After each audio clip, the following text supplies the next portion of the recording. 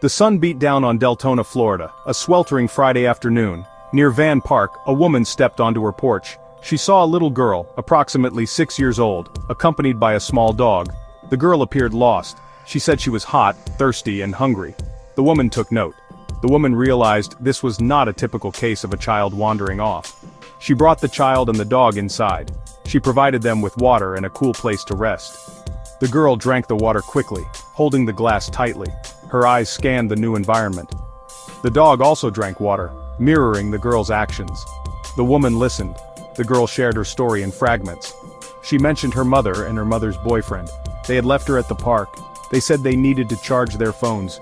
She waited as the sun climbed higher. She became hungry. Her throat became dry.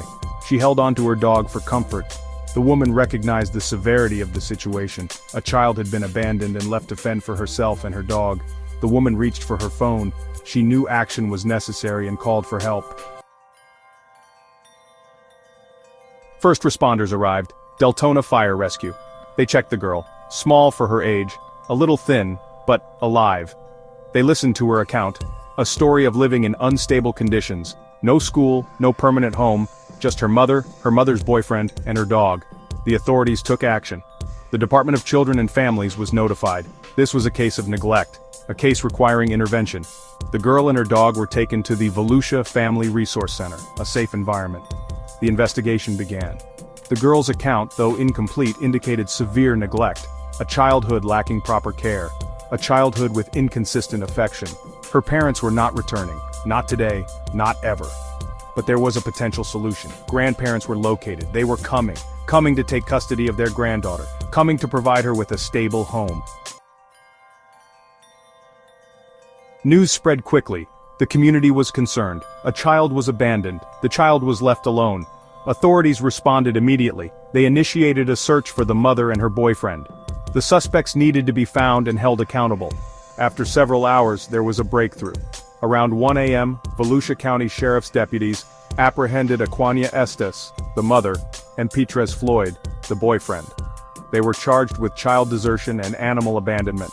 Legal proceedings began. The judicial process was set in motion.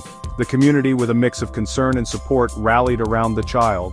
Donations were collected, including toys, clothes, and books. This demonstrated the community's willingness to help.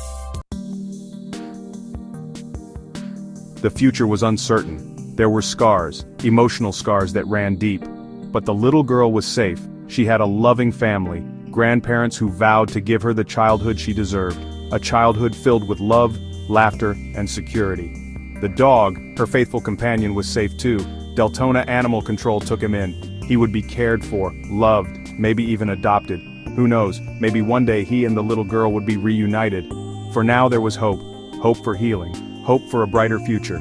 The little girl, once lost and alone, had found her way back to a place of love.